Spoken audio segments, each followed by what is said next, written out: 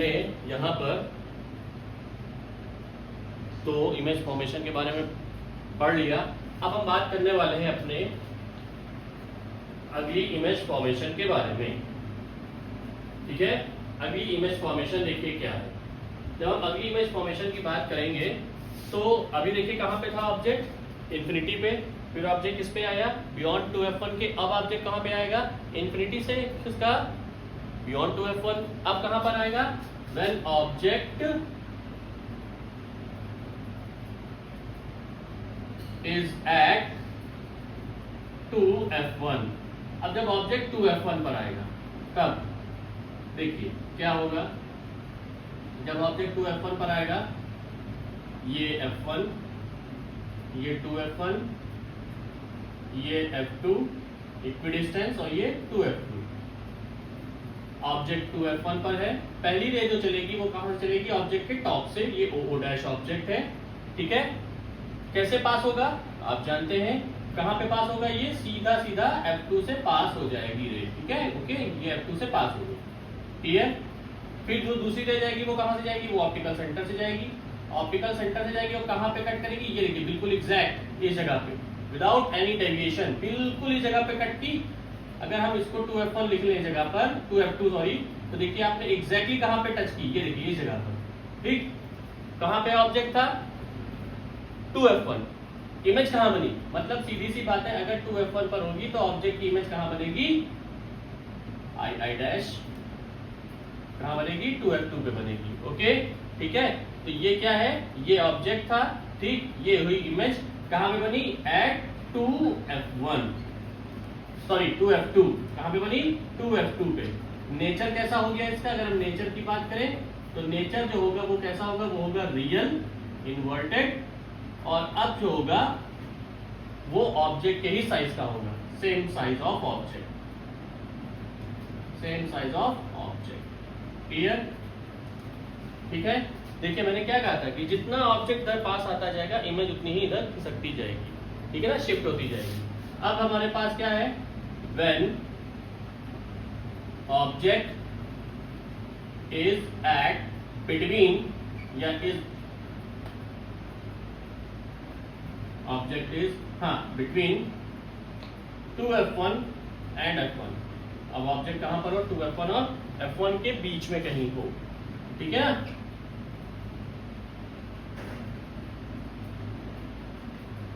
क्या होगा, ये हमने f1 माना, ये 2f1 हो गया, ये f2 हो गया, ये 2f2 हो गया। ऑब्जेक्ट कहाँ बनाएगी इमेज, इमेज कहाँ बनेगी, चलिए देखिए भाई यहाँ पे रखते हैं, ये o डैश है, ये इमेज, ये पहली प्रिंसिपल एक्सिस के पैरेलल रे चली, कहाँ से पास हुई, फोकस से, विदाउट एनी डेविएशन। दूसरी जो पास हुई वो कहाँ से हुई, वो देखिए यहाँ से पास हुई। ठीक है, और इस तरीके से गई, देखिए कहाँ कट कर रही है, आप खुद ही देख लीजिए कहाँ कट की, इसके पास आई ना, ऑब्जेक्ट 2f1 पे था, 2f2 पे इमेज बनी, कहीं बीच में आया f1 और 2f1 के, ऑब्जेक्ट तुरंत इमेज कहाँ बना दी उसकी, ये देखिए बियॉन्ड 2f2। ठीक है, पोजीशन क्या हुई, बियॉन्ड 2f2 के आगे। ठीक है, नेचर रियल इन्वर्टेड, इन्वर्टेड हुआ। ऑब्जेक्ट का साइज देखिए छोटा सा है, इमेज का साइज देखिए कितना है, इसको हम क्या कहेंगे, इसको हम क्या कहेंगे, लार्ज। ठीक है, इमेज कैसी होगी, रियल होगी, इन्वर्टेड होगी और लार्ज होगी। Very good.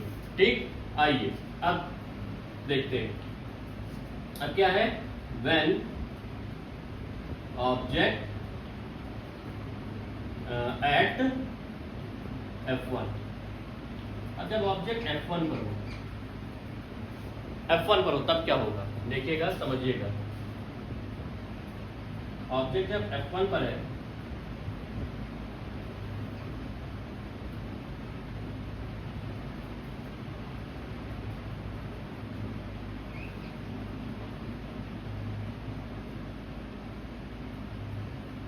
क्या होगा, ऑब्जेक्ट f1 पर है, पहली रे इससे ऐसे चली, किससे पास हुई, F2 से पास हो गई सीधे सीधे। अब जो दूसरी रे पास होगी वो कुछ ऐसे पास होगी, ये देखिए, चलिए ये क्या हो गया, यहाँ तो ये ऐसे जाके मिल रही थी, ठीक है ना, बियॉन्ड टू F2। यहाँ पे क्या होगा, जैसे ही फोकस पे आया तो फोकस पे आके जो इमेज बनेगी वो कहाँ बनेगी, देखिए ऐसे ही चलेगी। तो इसका मतलब क्या हो गया, ये पैरेलल रेज है, कहाँ पे मिलेगी, इन्फिनिटी पे मिलेगी, क्योंकि बिल्कुल फोकस पे आके है, ठीक है। तो यहाँ पे तो मिलेगा वो हाईली लार्ज मिलेगा,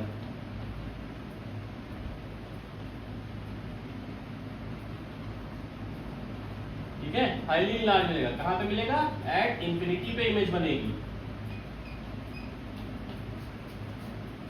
कैसे, आइए बताते हैं, देखिए यहाँ पर इन्फिनिटी पे था जब ऑब्जेक्ट, तो फोकस कहाँ हुई थी उसकी इमेज, F2 पे। अब जब वही ऑब्जेक्ट फोकस पे आ गया है तो वो वाइसा वर्सा कंडीशन लाएगा कि नहीं लाएगा, इसको समझ लीजिए। तो उसने वाइसा वर्सा कंडीशन लाई है कि जब ऑब्जेक्ट फोकस पे आ गया तो उसने क्या किया, उसने तुरंत कहां पे बना दिया, ये देखिए जब, ठीक है ना, इन्फिनिटी पे, ठीक।